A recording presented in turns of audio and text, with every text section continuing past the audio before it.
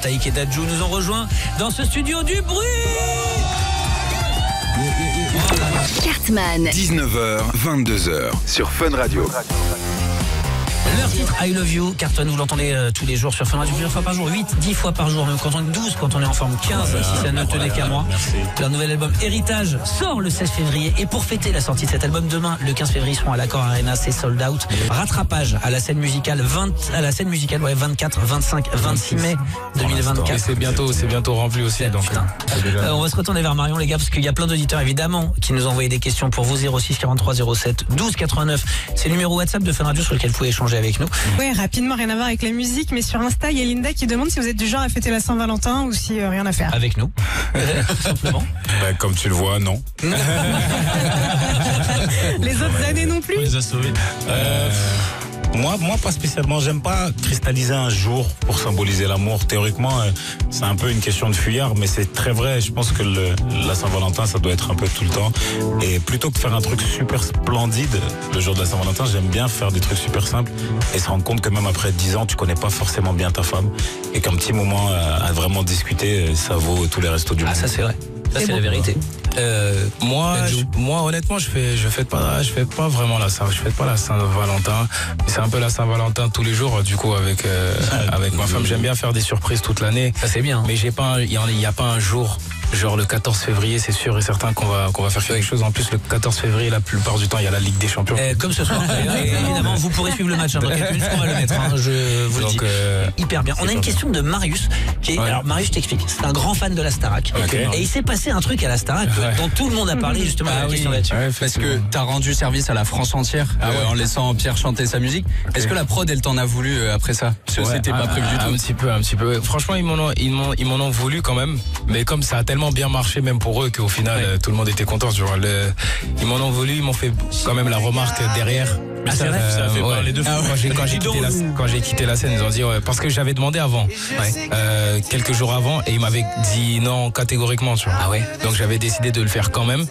Donc en coupant le truc, mais c'est un moment que moi-même j'avais envie de kiffer. Et je sentais que les gens avaient envie de kiffer ce moment. Et au final, je crois que même la prod avait envie de kiffer ce moment. Mais en tout cas, ça a été l'événement majeur de cette saison de la Star Academy. C'est l'événement dont tout le monde a parlé. C'est cool. Quoi que ça rejoint un peu ce que vous dites dans l'album. Des fois, faut sortir des talents. Je suis content. Gros big up à lui. Je suis content pour lui aussi. Il a gagné son truc et tout. Bon, Marion, qu'est-ce qu'on a d'autre? Il y a Steve qui dit comment on se réveille le jour d'un concert. Est-ce que vous avez des petites habitudes, des trucs à surtout pas faire? En fait, tu sais quoi? Ça, c'est quelque chose que lui, il aime pas que je fasse. Moi, j'aime bien me détendre au maximum. J'aime bien me poser, rien faire. J'aime bien fumer ma chicha. Tu te détends. Ça veut dire, mais lui, il déteste ça. Il veut pas. Il dit arrête, tu vas te niquer la voix, etc. Ouais, t'es l'inverse, il a raison. Je suis un peu en Beyoncé, moi. Je te mens pas. J'essaie de faire des trucs que je ferai jamais le reste de l'année parce que c'est mon concert. Tu sais, je vais courir à l'aube. Ah ouais. Arrête de mentir, cousin. Mais tu sais, j'aime bien être dans ce mindset un peu rocky, tu vois. Ouais, bien sûr, bah oui. Et après, en vrai, ça veut rien dire, mais c'est mental, tu vois, c'est mental. J'aime bien construire ma journée autour du fait que ce soir, c'est un des plus beaux soirs de ma vie. Ouais. Tu vois, mais par contre, je le rejoins de plus en plus, surtout plus je suis confiant et plus ma carrière avance, plus en fait, faut voir ça comme un moment comme un autre. Et c'est là où tu vas vraiment prendre ton pied. Être trop stressé, c'est pas bon. Pas stressé du tout, c'est pas bon non plus. Le juste milieu. Ouais, c'est ça. Mais j'aime bien faire un petit truc. Est-ce qu'il y a des moments quand vous êtes sur scène où vous sortez un peu et vous dites, waouh, attends, je suis en train de vivre un truc de fou. Est-ce que vous restez concentré dans ce que vous êtes en train de faire? Est-ce qu'il y a un moment où tu prends conscience, tu dis, attends, je regarde la salle, il y a, je sais pas, 15, 20, 30 000 personnes qui sont en train de chanter. Est-ce que ce moment-là, il existe? C'est vrai, moi personnellement, ça m'est déjà arrivé. Je me suis déjà rendu compte en plein show que c'était une dinguerie. La plupart du temps, c'est après. Quand ça redescend, tu te dis, mais c'était un truc de ouf. Quand tu vois des vidéos aussi des gens, les messages et tout ça, bien sûr. Mais ça m'est déjà arrivé en plein show de voir les gens chanter. La première fois, une des premières fois quand je faisais Jaloux, et que le public me laissait pas chanter. En fait, j'ai vu ça, j'ai dit, et j'étais archi loin de chez moi. Je me suis dit, mais attends, mais qu'est-ce que je vis là? Je suis en train de vivre quoi, tu vois? Ça m'est déjà arrivé. Taïk. C'est dingue. Même chose pour toi. En plein milieu, j'essaie d'être archi concentré moi. Donc j'avoue, je fais abstraction. Moi, je me crée une espèce de petite bulle où je te donne une performance, mais elle est fictive. Je sais pas comment t'expliquer. Ça veut dire que c'est comme si tu jouais un rôle. Tu joues le rôle de Taïk. Et puis des fois, je sors pour vraiment parler aux gens, etc., pour les regarder dans les yeux. Mais c'est vraiment à la fin, moi. C'est à la fin. Après. C'est après. Pendant, jamais. Parce que si je m'en rends compte, je peux faire vraiment des folies, je peux perdre ma concentration. Donc, te rends pas compte de ce qui se passe là. Oui, c'est ça. Performe. Toi, t'es là Le pour livrer prochain une son, c'est performance. qui? Après, c'est n'y pense plus. Après, c'est dodo et pense à rien. Par contre, après, Internet te laissera faire le vide et tu vois, et même kiffer. tes vidéos et kiffer. Donc en fait, vous êtes les seuls qui kiffez pas vraiment au concert.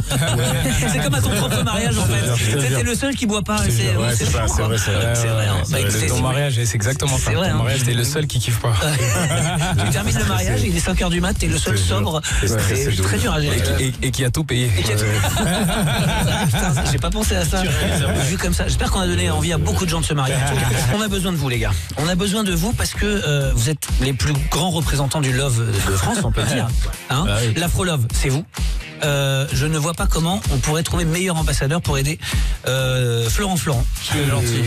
Tu l'as appelé Schlag. Ouais, le schlag. Effectivement, Va au bout. mais c'est notre schlag. Voilà. C'est notre schlag. Je la connais, ouais. Exactement. J'avais un vieux chien. Il était aveugle. C'était le mien. Exactement. Déjà, vous avez vu où je suis dans le studio. C'est vrai qu'il est au grenier du un peu loin, c'est vrai. Alors, c'est à la demande de Taïk et Dadjour. Il dit, on ne veut pas être à côté de cette personne. Florent est célibataire depuis peu et c'est vrai qu'on a essayé de le mettre en contact. On a fait un speed dating à l'antenne pour lui et on peut le dire, pour l'instant, ce n'est pas un succès phénoménal. Voilà.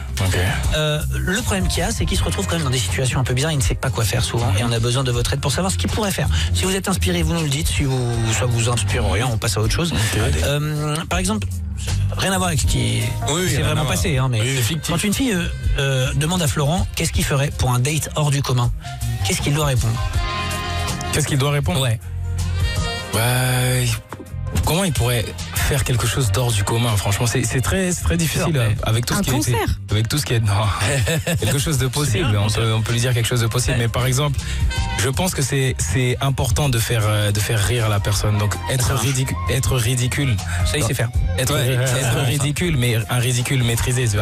Arrive pas tout nu, tu vois. Ne sois pas malaisant, tu vois. Ah merde. Mais Note tout Florent. être ridicule, arriver, je sais pas moi, et venir, tu sais pas chanter, mais tu fais exprès de chanter une chanson qu'elle aime bien, par exemple. En fait, c'est ridicule mignon un peu. Voilà, exactement. Note ça, Florent, ça c'est bien. Pas de camionnette dans la forêt de Compiègne. Non, Florent. ok. Ça, par exemple, ça marche pas. Ça, c'est son En fait, humour. t'es pas un gueux, t'es un fou. Je crois que Schlag, c'est encore plus drôle. Quand une fille, et c'est arrivé, il y a quelques... Bon bref, lui envoie une photo d'elle dans son bain et lui dit « Et toi maintenant ?» Qu'est-ce qu'il doit faire? Un nude, c'est bien de ça que tu parles? Oui, c'est une sorte de nude. C'est un nude ou pas? De nude. C'est un semi-nude. De semi-nude. Et t'as vu quoi concrètement? C'est genre quoi la photo? Décris-nous la photo là. Bah, c'est-à-dire, c'est une jambe un peu plus haut que la jambe et qui dépasse de l'eau, quoi. Ok, d'accord. Ok, je laisse Vraiment Taïk un gros dégueulasse. Tu l'as reçu la photo? Lui, Il l'a dit tellement doucement. On aurait dit, tu sais, le ça gars. rentre dans son lit. Il a dit ok, t'es vraiment qu'un gros dégueulasse. Vraiment, c'est dingue. Recule-toi, décale-toi. Décale-toi. Mais c'est pas moi. J'avais l'impression qu'il se chuchotait dans l'oreille. Qu'est-ce que lui pourrait faire? Ouais. Alors lève-toi, je vois si t'es apte à envoyer un nude. Non, mais c'est pas la peine que je me lève. Non, lève-toi. Vas-y, Florent. Non. Alors pas apte à envoyer un nude. Non. Donc ce que tu fais, c'est que tu tapes Michael B. Jordan sur Google. Ouais.